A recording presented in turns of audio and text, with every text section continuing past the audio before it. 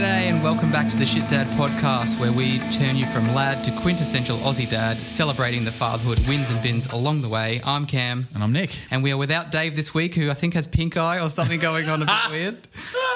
He's poked in the eye by his daughter and he's unable to come in. So in lieu of Dave, obviously, we're really excited tonight to be joined by Allan Ball, who's the National Director for White Ribbon Australia. Thank you very much for coming on, Allan. No problems. Good evening. It's great to be here. So thanks for the invite.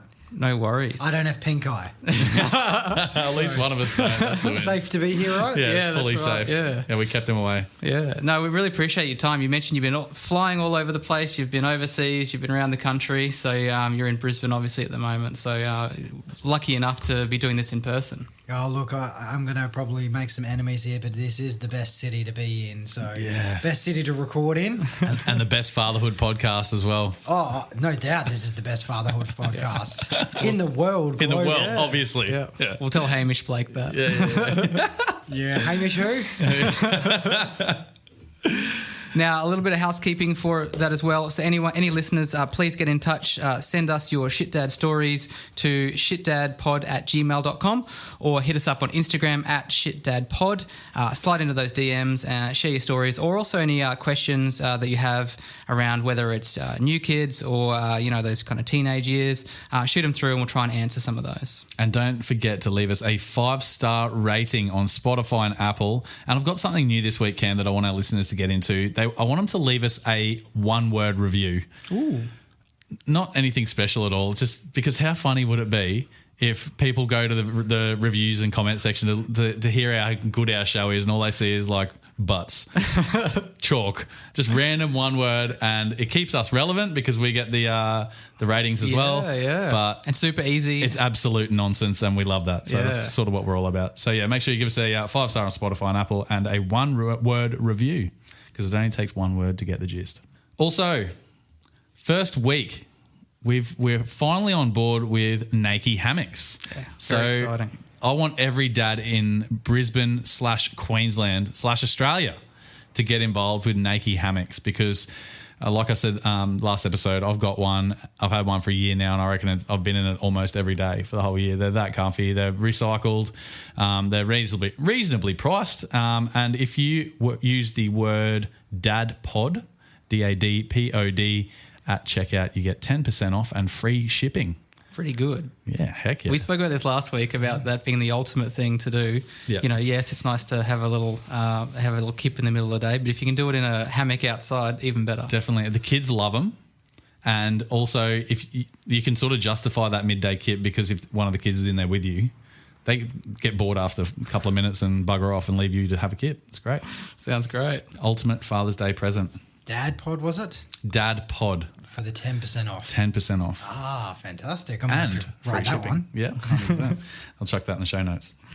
Now, we're continuing our ABC of shit daddery, and it would be remiss of me if I didn't mention F this week for Father's Day. So obviously we'll talk about that in a moment.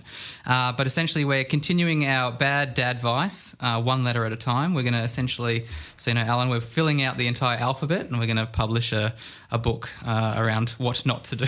The worst selling book. That's, Yeah. You're going to have a bestseller and a worst seller, and I'm happy to take either. And we'll do one print. One print only. Exclusive. Yeah. So this week for F for Father's Day, my ABC of shit daddery is fruit and fish fingers. So essentially, any new dads out there, essentially, you know that by the time your kids are kind of in that, 1 to 2 to 3 year age, that's pretty much all you'll be eating. And so it's okay if you have the same thing as your kids. And in fact, my love of fish fingers has grown again since having kids. Question, how much sauce do you require for your fish fingers? Because I think they're inedible, so I have to have more sauce than fish fingers. We do the old tomato sauce and mayo combo. Ooh, fancy. Mix it up, make it pink, good to go. How good's that? That's one for the book. Anyway, mine is Follow Me to the Dump. It's the only place where child labour is acceptable and they actually love it. Yeah, there you go. Yeah. Yep. Get them. We've been doing that a lot lately. I mentioned we're in the garden at the moment. So we're redoing all of the backyard, trying to clear everything out. And when you encourage the kids to get in and have a go. And I've started. My daughter's 5 now, and she's started really enjoying chores. She's absolutely obsessed now. So she gets in there every weekend, and she's asking how are we going to, cut things down or what I'm going to do. So fill the green bin. That's her favourite little activity. How long is this going to last? You got to milk that. I know. That's unreal. I know. Very exciting. Now, we're going to get stuck into the chew. The chew. Banks. Yarn. Convo. Chinwag. Chat. Shoot the breeze. A heart-to-heart. Spilling the tea. Discussion. What do you think? Pretty good? That is epic. That's still my favourite jingle. Look, I've had hardly any sleep, and we've talked so far pink eye, fish fingers, and hammocks. And then I hear that. Yeah. Wake you up. I'm totally into this right now. Did that not just take you back to your teenage years of getting up and watching Rage in the morning on a Saturday? Or not going to bed and seeing that as you go to bed. Outstanding. That's the way you do it, right? Rage was the day. Oh, so good. Now, quickly, I want to touch on Father's Day wrap-up. So, Nick, did you get up to anything exciting on Father's Day? Went to the tip. Nice. Yep. No, Father's Day, I was in between night shifts, so Father's Day for me was quite chill. Really enjoyed it still. The kids they didn't make it about themselves with the tantrums and carry on that much, which was nice. So I got home from work and sat on the couch exhausted and got the prezzies from the kids, which was really nice. All the Father's Day stall stuff, which I knew was coming because I organised the Father's Day stall, so that was a bit of fun. I actually spent an extra $25 at said stall of stuff that I actually wanted as well and just chucked it in their bag. And I was like, just give that to me on Father's Day. Is that to guarantee you get something you want? Yeah. But the worst part is they think it's all theirs and they want to keep playing with it. But that's all good. We'll get into that a bit later. But after that, we went for a little walk up to the park because it was a nice day. Played a bit of b-ball and kicked the footy with the kiddos and they rode their bikes and stuff. That was really nice. They got sick of that and it was sunny and we forgot their hats, so we went home and ended up playing. Oh, we're going to play the Switch, and I thought, nah, let's stay outside. It's really nice. So we went to the dump, obviously, and just the amount of dads that were at the dump, just in their happy place on Father's Day. Father's Day, it was just so nice to see. I don't think I saw one car that wasn't a dad with a kid in it, and it was packed. And I was like, this is unreal. Ended up on the. That's where I got the child labour from, because all the kids were just frothing to help. It was so cool. They were buzzing around everywhere and throwing stuff into the skip. I even saw a dad pull over in his ute, saw the kid in the windows, just sort of pointing at something, and he ran across the road and picked a couple of flowers and ran back to his car. I was like, oh, that's pretty nice. That's a dad just doing dad stuff. Yeah, and nice. Yeah, it was really good. And I'll get into there was a bit more about the tip, but I'll save that for shit dad stories. So. Okay, cool. But yeah, it was nice overall. Went back to work that night too, so I didn't really enjoy the couple of beers that come with the Sunday Arvo, but that's all. Yeah. Well, I was lucky enough to get down to Ether again to pick up a gift for my dad. So after we did our 100th episode, we were recording Ether Brewing in Brizzy here, Alan. So my dad was a big fan of the peanut butter stout. Nice. And so I went in and I managed to get him, it's called a mini keg, and it was 5 litres of it. And I gave it to him and his eyes lit up. But he's like, how am I going to drink all this by myself? So he's all excited now to get his mates over and share that with them. That's awesome. How good's that? He was very excited to receive that. We just did a bit of the family time with my dad, and then managed to get to the bolo in the Arvo as well. Good. So going off down at the Banyo Bowls Club. Yeah, nice. Yeah. All the dads down there. What did you get up to, Alan? Oh, look, I was travelling, so I think I was stuck in about thousands of kilometres up in the sky. Oh, so, okay. yeah. So not much. I think I'm sleeping for the whole of Father's Day. Definitely not at a dump. So, with pink eye. Yeah, with pink eye and fish fingers. Now, we asked our listeners on Instagram to send us what they received, the best kind of Father's Day, best and worst gifts they received. So a couple here.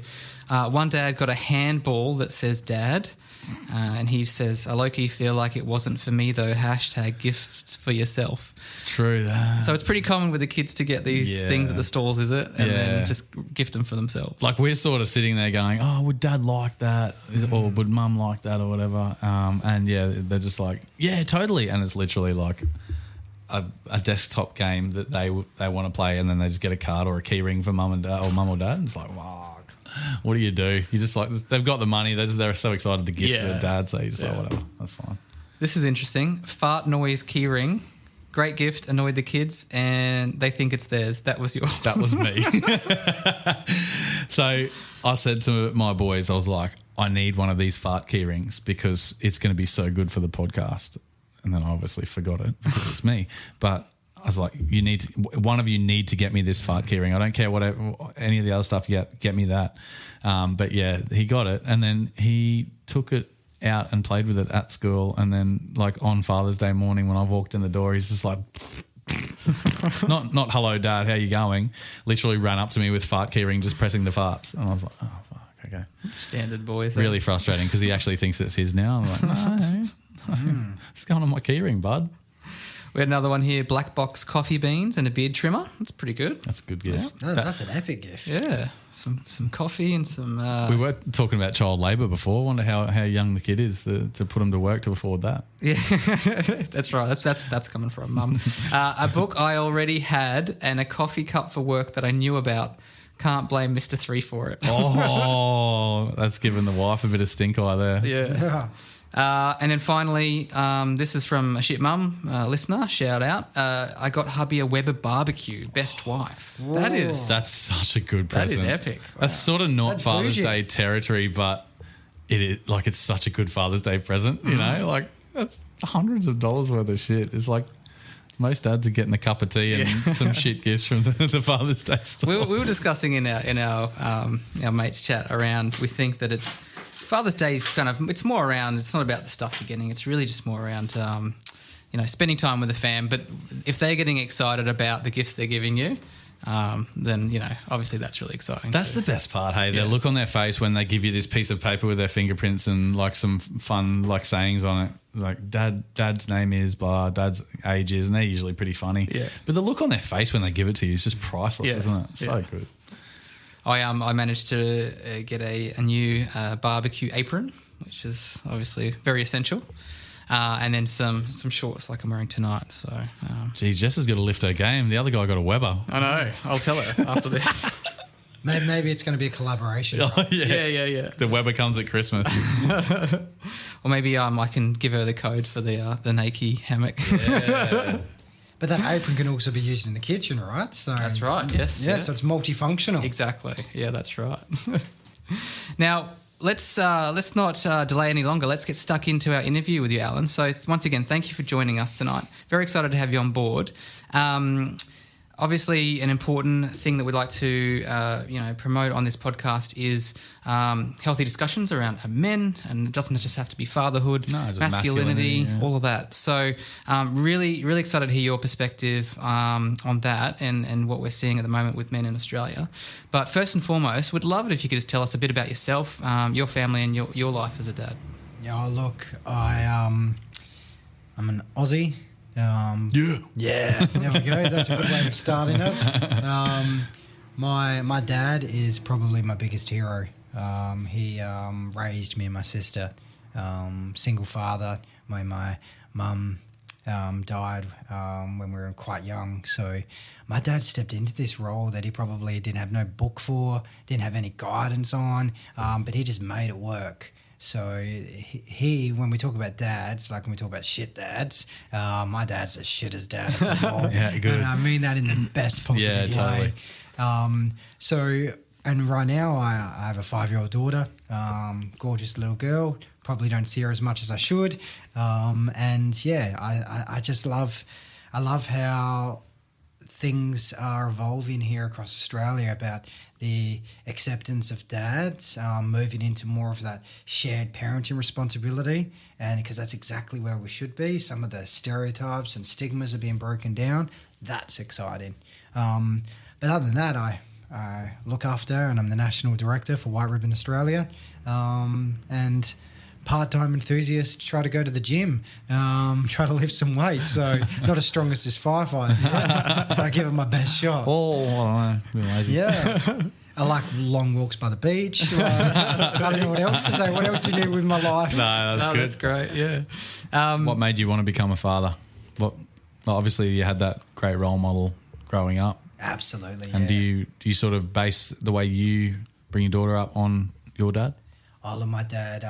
Like everyone thinks they've got the best dad, right? I reckon I could trump you on that. So yeah, and I think this notion that this is one way to be, we need to blow that up and disrupt it, right? We need kindness, compassion, empathy, respect, and my dad espouses those in his way. He's stoic. He doesn't say too much. Like, he's your quintessential Aussie bloke, but yet he like butter will melt in his mouth. Like, he is soft. He's a teddy bear, and he's so empathic. And I mean, he raised my sister and I. My gosh, we were terrors as teenagers. Yeah. Like, my sister, she was a terror. I was a terror. I was this same-sex kid trying to come out, and my dad would sit there in his 1984 Sigma outside of the gay help clinic in the city because he didn't want to leave his son on his own. Wow. As the car is idling, and he would just do that and breaking all forms of kind of like stereotypes around dads and what it should be. So he was just wanting the best for us, and you couldn't ask for anything more. So why wouldn't you want to emulate that? Yeah. That's some healthy masculinity right there from Absolutely. dad. Yeah. And that would have been, at a time when that wasn't as, common or spoken about either. No, it definitely wasn't. It was at a time when, like, Tracy Grimshaw, I think, was still on 60 Minutes or something like that. And we recall, like, they were doing a story about two men living in the same household, holding hands. And I recall as a kid watching my family see it as being like a bit of a taboo, but it kind of wasn't. But then I recall at school people talking about it as being taboo and really upsetting, and how disgusting Channel 9 was at the time. Sorry if that's a promoter of yours, Nah, but it's all right. We're not that big. Yeah, but promoting that level of like family dynamic. So yeah, there was significant stigma at the time, still is in certain cultures and parts of Australia. But for my dad genuinely to sit there and do that, he was breaking so many barriers. Totally. Can you tell us a little bit, for our listeners who might not be aware, a little bit more about White Ribbon Australia, what the organisation does and essentially what you do in your role? White Ribbon Australia exists because of the more than 2.2 million acts of abuse that have been inflicted on women in Australia.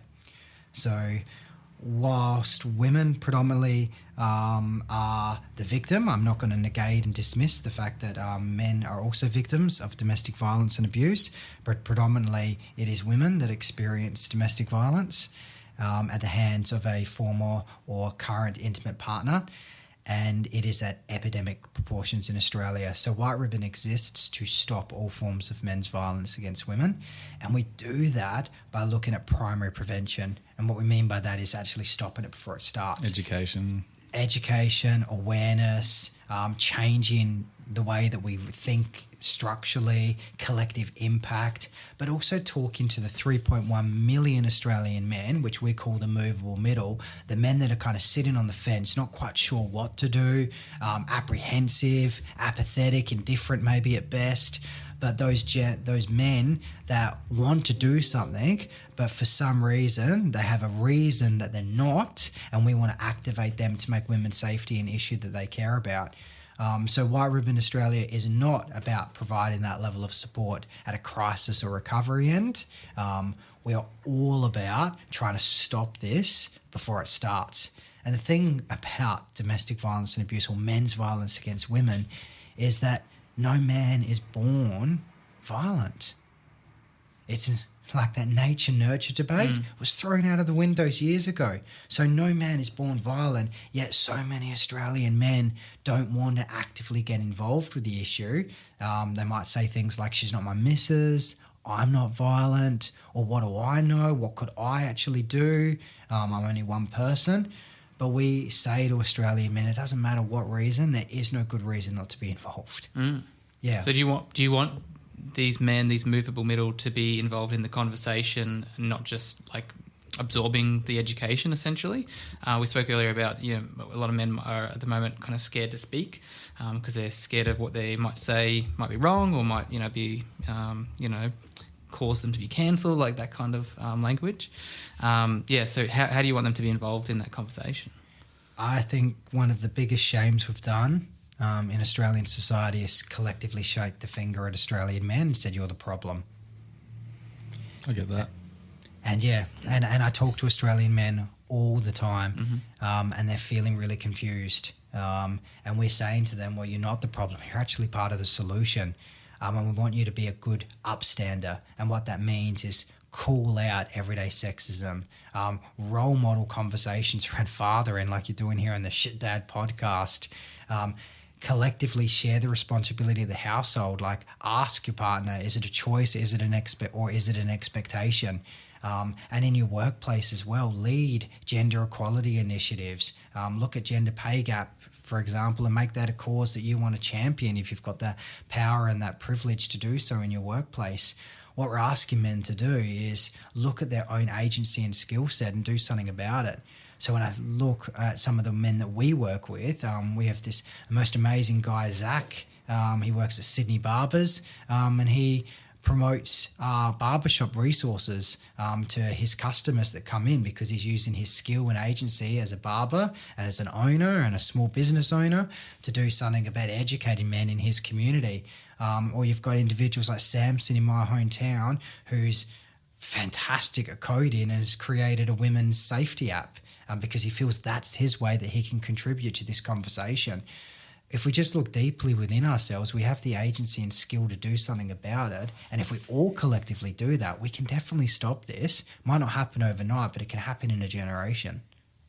That's really interesting. Yeah, be part of the solution as opposed to just sitting back and not doing anything. Do you have like a certain industry that type of man comes from that is part of the statistic? Like office, blue collar, that sort of stuff? Look, the great thing, well, not the great thing, I'll rephrase that one. The thing with domestic violence and abuse is it doesn't discriminate. No. Every part of Australia is touched by it, so which means that all of us can play a role in it. So there isn't a blue-collar, white-collar divide in this. It's not rural or city. It happens in every single postcode, and if you don't think it's happening in your neighbourhood, you're completely wrong. Completely wrong, and in fact, there's still so much misconception and myth around it. I mean, one of the things that I often have to debunk when I go around Australia is to say that it's not just physical violence. It's emotional, it's spiritual, financial. And there's a thing here in Queensland, around Australia, but in Queensland called criminalisation of coercive control. And coercive control is an umbrella term for all of those things that are kind of non-physical. So they're psychological, social, emotional forms of abuse. And here it's great that your government is taking a real strong stance around the criminalisation of it. Other jurisdictions are looking at it. Tasmania led it about 10 years ago. They were the first to do it. But it recognises that these non-physical forms of abuse are just as detrimental as physical forms of abuse. Can I ask, I saw something on the news the other morning that Queensland, it might have been Queensland, had like tripled in domestic violence cases in the last however long year or whatever it's been. Is that because you're now classifying domestic violence in those umbrella areas? Like it's gone from physical abuse to now that umbrella of coercive control, mental abuse, things like that. It's just sort of there's more things called domestic violence now, so there's more cases of it. Is that what it is? I'd have to see the article to be able to comment accurately on it, but genuinely speaking, a rise in reports is not necessarily correlates to more incidences of domestic violence and abuse. What it tells me is that more victims and survivors or people experiencing violence, there's a whole bunch of terms, but I like to use people who experiencing violence, are feeling brave enough and courageous enough to come forward and tell the authorities that they need some support and help. Capturing the incidences of domestic violence and abuse is really hard. So for the reports that are out there, we know so many don't go reported, and there are so many pockets of Australian society, particularly in Aboriginal communities, where it goes underreported. In international students, underreported. In migrant, newly settled communities, underreported, because there's still cultural barriers that get in the way. So I think that it's a good thing that that in some areas we do see an increase in those reporting numbers, because that indicates that there is probably and finally a real snapshot of what's going on. And these people are seeking out support, and what we're hoping for is that they're getting their that right support at the right time. Yeah, that's good. Can you share a little bit? I saw on Instagram, you must have posted the last few days or so, the Ask, Listen, Respect framework. I thought that was really interesting. And then, it was just in particular talking about men and, how there's this kind of framework that exists to, if they're not sure potentially around, how to act or how to kind of engage in this kind of conversation. I think that you kind of cut it down to a few different areas in which they can, deploy that kind of framework. I found it quite interesting. Yeah, the Ask, Listen, Explain is an opportunity to really break down the education in a way that's palatable. The thing with this issue is it's so complex that you don't want to oversimplify it because you could not do it justice. But at the end of the day, we know with any health promotion or any kind of psychoeducation that needs to be conveyed in our community, you have to break down complex terms simply for people to get it. So this Ask, Listen, Explain is part of that. It's about these simple things that we can do, but at the heart of all of my education that White Ribbon puts out there is this notion around how do we uphold respect in every relationship, every time, to everyone, and let's give people the clues. So when we look at some of the resources we've got, where the Ask, Listen, Explain comes from, we have a digital resource for men called the Barbershop. Yes, that, yeah. Yeah, it's cool, right? You've got the top knot or the mullet or the pompadour. Yeah.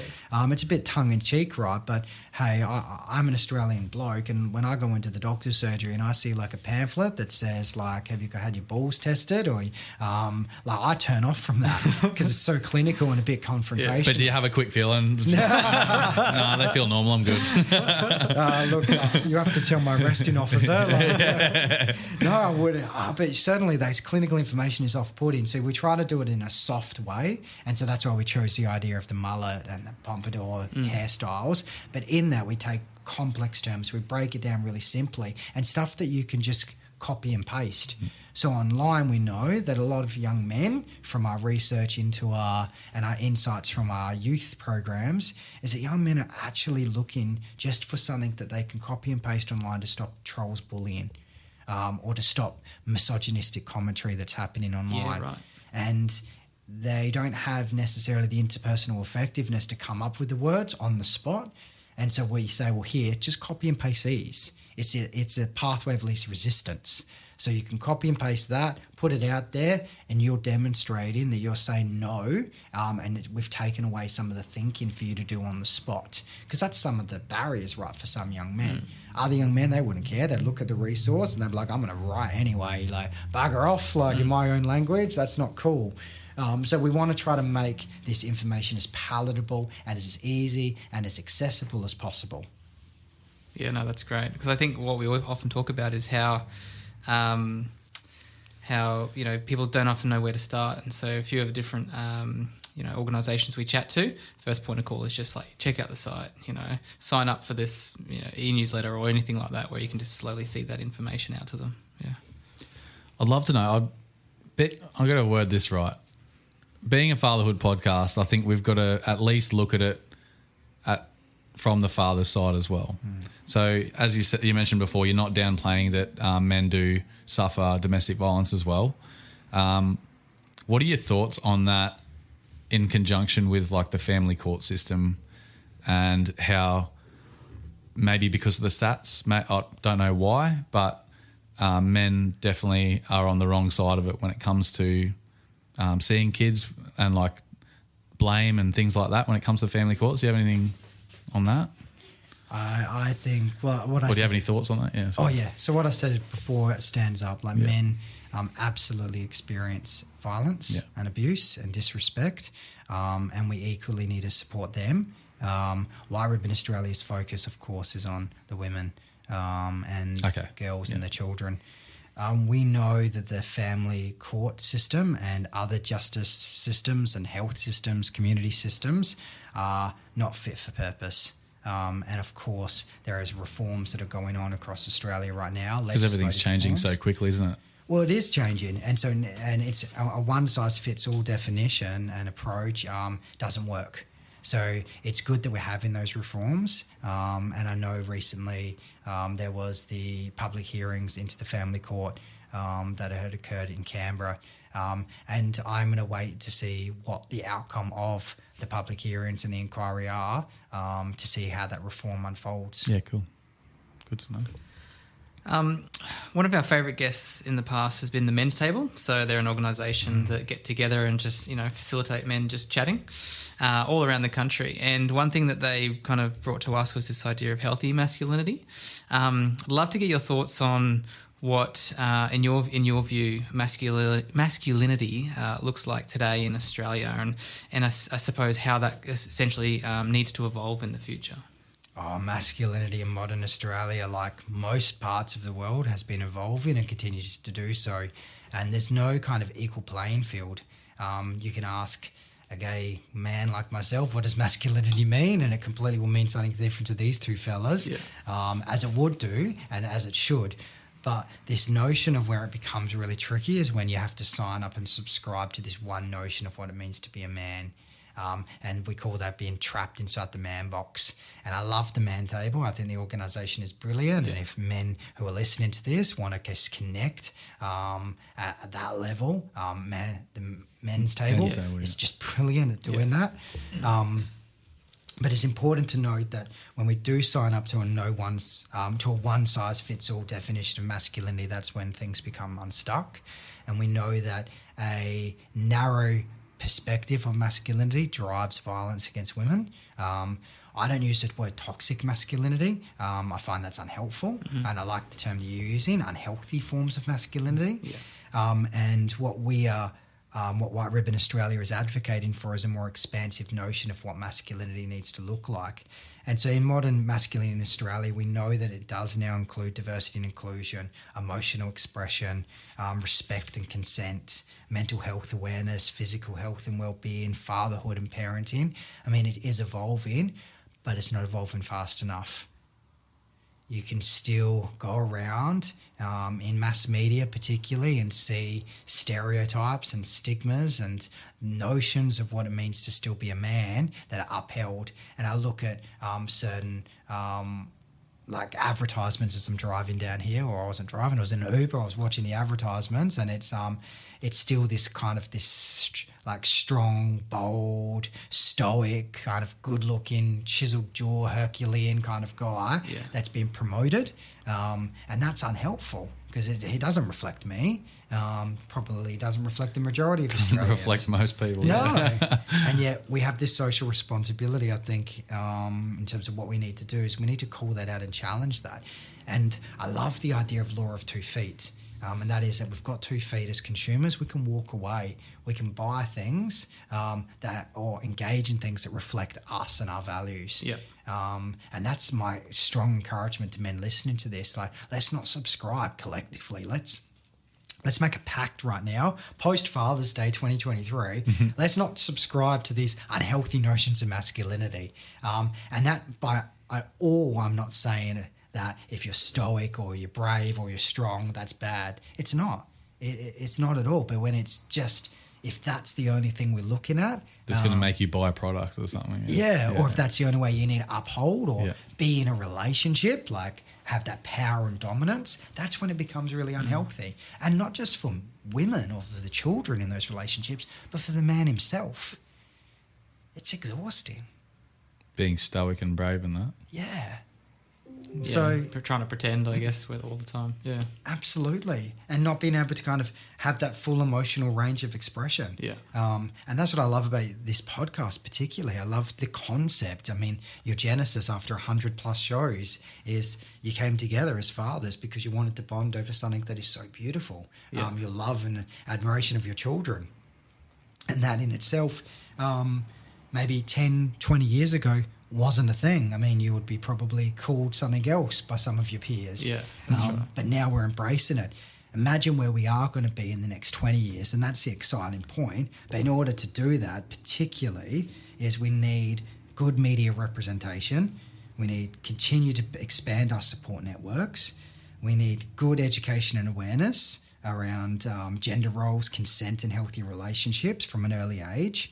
We need to recognise the unique experiences and challenges faced by men from different backgrounds, including Aboriginal and Torres Strait Islander men, men of colour, LGBTIQ plus men.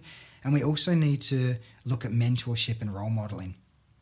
And I don't think there's, like, one of the things that I hate hearing is that there's no positive male role models. I'm looking at 2 right now. Well, I'm a positive male role model. There are plenty of positive male role models out there. I think we look for the stars too much for them. Yeah. We actually just have to look around and see that there are these amazing men that are in our communities right now, and let's actually promote and celebrate that and acknowledge that, because that's when more men will come and embrace this more expansive notion of masculinity. That's been one of the best parts of this podcast is not, not meeting celebrities and all these like famous people. It's just the everyday dads and hearing their stories and hearing, exactly what you're saying, how they're navigating all of those different things and being themselves. And hopefully, obviously the point of this is to showcase some of those real everyday stories. Yeah. A lot of blokes have their own way of showing masculinity as well, I find. There's men who, it's like you say, they're like positive male role models, but their way of being masculine may be a more feminine approach. It could be that stoic, you don't really communicate that well, but you show love in different ways and things like that. There's heaps of different ways to show love but be masculine at the same time. So it's just finding the right balance, I guess, is what you guys are coming from. And when we find that right balance, and we uphold it through respect, and that's not just to our intimate partners and our children, that's respect to ourselves, respect to our work colleagues, in the sporting field, in the bars, in the kitchens, in the cafes, everywhere. If we show respect, I mean, that in itself is going to absolutely create a much more kinder and compassionate world. Men's violence against women, it's preventable, all of it. Because it's predictable. So we know the patterns, we know what creates it, we know what drives it, we know what the antecedents are. So because we do know that, we can absolutely stop this. What are some of those? Just so the average bloke listening can be like, I've seen my mate do that. That's a bit weird. Yeah. So when we talk about how do I identify it? Yeah. When we talk about what drives violence, we talk about gender inequality. We talk about real strict notions, narrow notions of what it means to be a man. We talk about when we don't call out violence or disrespect or sexism. So when there's that silence or apathy around it, and in fact we condone it, right, when we do that.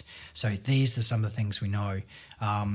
When we look at signs or symptoms of violence and disrespect, it's hard. I mean, the list is exhaustive.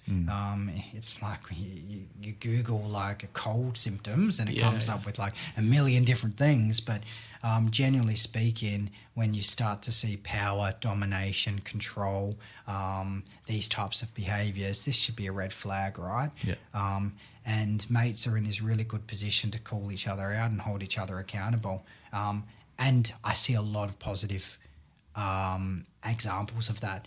And it's probably a softer blow coming from a mate too, isn't it? Well, I think there's that currency when we're mates and we spend our currency within ourselves by calling each other out. It holds more weight. Yeah.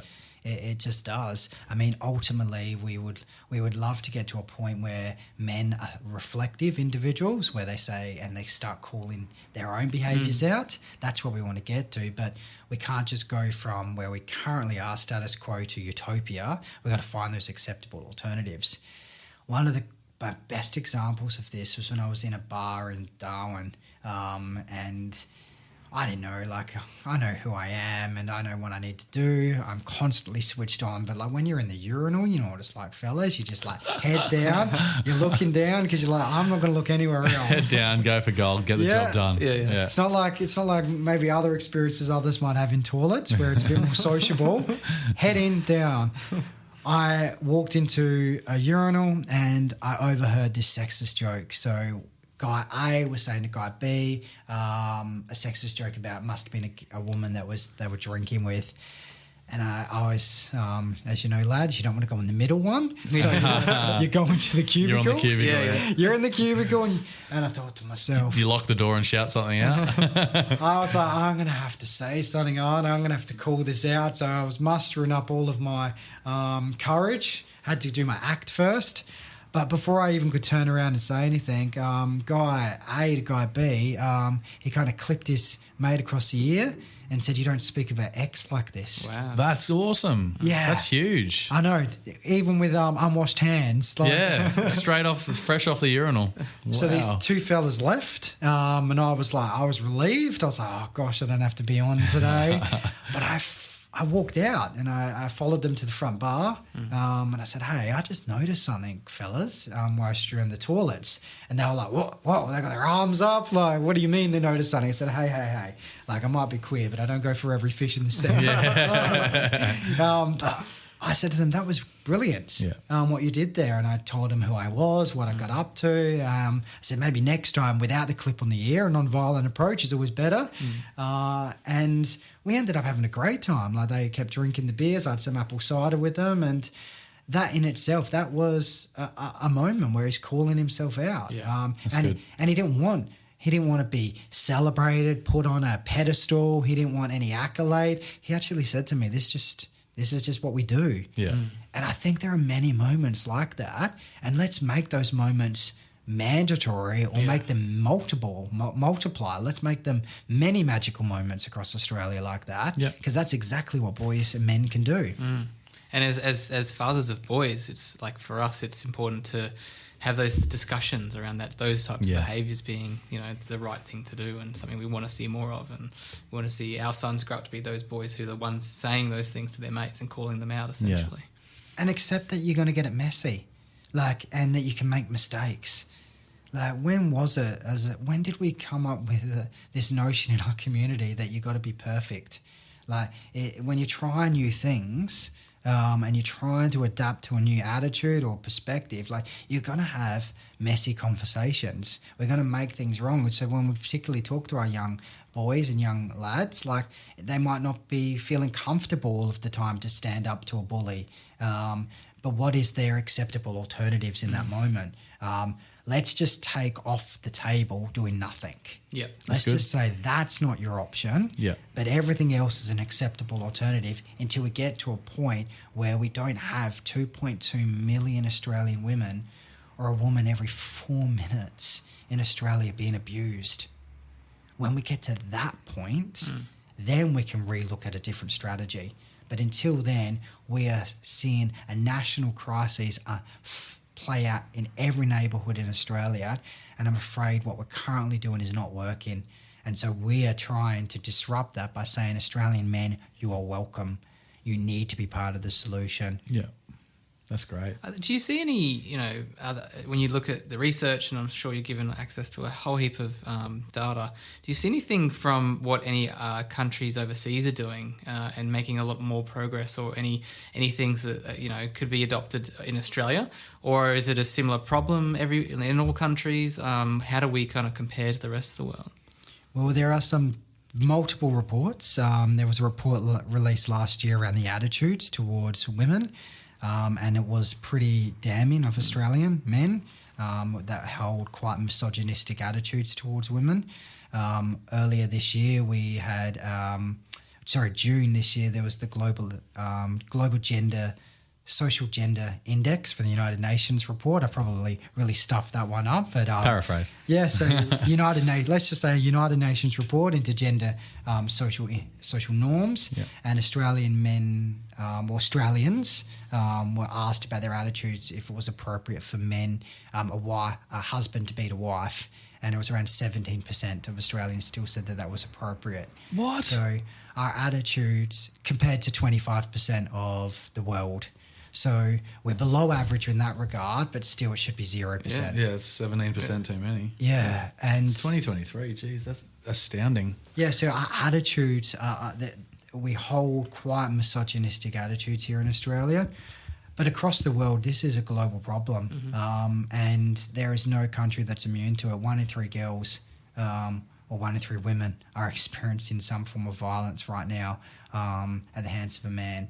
And when we look at sexual-based violence and sexual abuse, 97% of the perpetrators are men, and most of the victims or people that experience sexual-based violence are women, girls, or boys. So we do have a lot of work to do, but we can look to the rest of the world, but we can also look internally here. There are some amazing things that are happening. Men's Table is one of those that is happening. Here in Queensland, Small Steps for Hannah is an amazing organisation that's doing incredible work. My parent organisation, Communicare, which is a Perth-based WA organisation, has been leading men's behaviour change programming for the last 20 years, including the Southern Hemisphere's largest and leading residential men's program. We don't have enough money and resources and really political grit at the moment to actually fund men's programs. We need to look really seriously about what supports are available for men. Yeah. And I think that in itself is a national conversation that's yet to happen, and we need to have it urgently. So we can do a lot with what we've got. We can look externally at the rest of the world. And of course, White Ribbon Australia is part of a global movement. We have 60 chapters around the world, and we're constantly connecting with one another. I do a lot of work globally, particularly in the Indo-Pacific region. And the reality is, though, no country is immune to this. No country's got it right. Wow, it's heavy stuff, hey? It's very alarming. It's just, it opens your eyes when you see the stats. Yeah, I think it's an important conversation. It's something definitely. that we wanted to obviously bring to the listeners as well. Yep, definitely. So we did ask you, obviously, like we just said, it's a really, you're obviously heavily, emotionally invested into this, and you obviously sound like you're the right person for this role. Yeah. How do you keep motivated and focused through some of what, and positive through what can be like a really, negative kind of industry and obviously movement that you're trying to push? I want to give you the PC answer by saying, resiliency and all of that. Nah, mate, be honest. It's all about honesty. Yeah, to be frank, this is a tough gig. Yeah. This is tough because you see the worst and yet you also see the best in human nature. Yeah. So it's tough.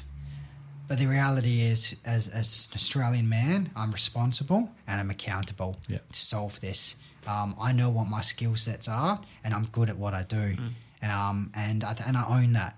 And I will continue to do this right up until we end this, which won't probably happen in my lifetime, unfortunately. But I know that your daughters and to the men that are listening who have daughters, we can not allow them to be a statistic. Yeah. And we can do what we can in order to create a world of kindness and respect for them. So that's what I'm doing.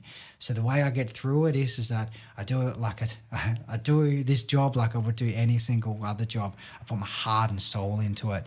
And I wouldn't do it any other way. Yeah. That's the reality. So, yeah. I love the passion you've got for White Ribbon Australia. It's unreal, and women's rights and things. But we're on a fatherhood podcast, so it'd be weird not to talk about your journey as a father. Well, I just want to revisit it. Like, do you obviously show that same passion at home with your daughter? So, like, how do you bond? How do you bond with your daughter? I think when you're home. Yeah, no. Look, I think I'm also pediatric clinician, so the thing that I want to tell listeners, it's so important that it's quality, not quantity of time. So whenever I'm with my daughter, I focus on her. She's my 100% attention. If she's playing with a bow and arrow set, we are playing bow and arrow. And if she's moving over to make chocolate-covered strawberries, we are making chocolate-covered strawberries. So I give her my undivided attention. I get on my knees, I meet her where she's at, and I meet her at her level. And so we I get into her world, and that's what I love the most. So get on her plane, tune into her frequency. and she teaches me so much. Like, you know how amazing it is? Yeah. Like, you feel like you're giving them so much, but the reality is you're getting so much from them. Yeah. I don't know the word. It fills your cup. Yeah. Whatever that is. Exactly. Yeah. But how annoying is it when they use your wisdom against you? Oh, look, I genuinely mean it. Like, being a parent is a gift. It's an absolute gift, and I would never, I'd never want anything else that's different to that. So, yeah. And well, we also celebrate, like, we agree with you, but we also celebrate the moments that aren't so great, because we'd be lying if we said that there weren't any. I think parenting comes with its balance of great times, it being rewarding, but also comes with the down times as well, where things just really aren't going your way or theirs, and it's sort of personality clashes because they're just a mini version of yourself. But yeah, just do you have bad times as well, or is it? Of course. I was going to say, have we got Bandit Healer over here from Chloe? That's unreal. I think final question for me is, you mentioned before you enjoy the gym. So how do you look after yourself physically and mentally to obviously, like I said, fill your cup, when you can't spend time with your daughter, when things get, hectic at work, how do you kind of spend your time looking after yourself? 5 a.m. club. Best thing I've ever done. That's the way. Yeah, it is the way. I don't see it as a chore. I see it as an investment. So go into the gym every single morning, without a doubt, even if I'm injured or have a bite on my ankle. Let's just put it like that way. From an animal, animal. Seems freaking massive. So, yeah, making that commitment. Yeah. And also having people around you that you can chat to. So critical. And we're not talking like deep and meaningfuls every single day, but having an assortment of individuals that you can reach out to that that would be give you the time and the energy and the devotion that you need, that can fill your cup up. Informal supports, I don't know why we call them informal supports, are actually the best. They're your formal supports. But yeah, having a really good informal support network, family and friends. So that's probably the best way that I can. That's a way that keeps me balanced and physically and mentally healthy. Yeah. But yeah, joining the 5 a.m. club. Yeah, I did that. it when I was 24. I was just like fat 20 something. I was like 120 kilos. Wow. Yeah. Wow. I was quite the heavy lad. I loved the fast food and playing the Nintendo 64, I think it was. So I thought, gosh, I got to do something a bit different. I 25 years of my life. Yeah. I thought, okay, I did that lifestyle. I'm Time going to to turn flip the it up a page. little bit. Yeah. And you haven't looked back? I haven't looked back. That's unreal. Yeah. And of course, as you get older, as we are all getting older, all the health conditions settle in. Yeah. The ailments. Yeah. Nick knows about those. Oh, mate, I'm injured every other week. It's killing me. Oh, well, that's it from me. Yeah, Wow. I once again, I can't thank you enough for coming on and sharing your story as well as all the great work that you're doing. Like we said, it's a really important message to be getting out there. And we'll once again, a few of the different organisations and websites you've mentioned, we'll put in the show notes as well, just so if any of our listeners can just dive in there and have a look. And I love the idea of some of the resources, the barbershop, being able to, copy and paste things and just starting there, to have those conversations online as well. Thank you again for your time tonight.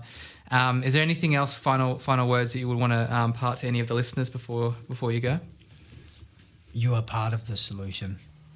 And I mean that in every genuine sense of the word and the way that I convey it. You are definitely part of the solution. So I call all Australian men to join our movement. You can start small by looking at our barbershop resources. You can devote a bit of time and become a community partner. If you're in a workplace, get your workplace accredited by White Ribbon Australia. It's the best way to look at your policies, practices and procedures to make sure that they actually are top notch. And most genuinely and heartfeltly, because this is a shit dad podcast. This is a father podcast. If you're a father out there and you want to get involved, check out our fathering resources at whiteribbon.org.au. We want you to be part of our movement. We need you to be part of our movement because we can definitely stop all forms of men's violence against women in a generation. Unreal. Thank you so much. Yeah, fantastic. Thanks. Thank you.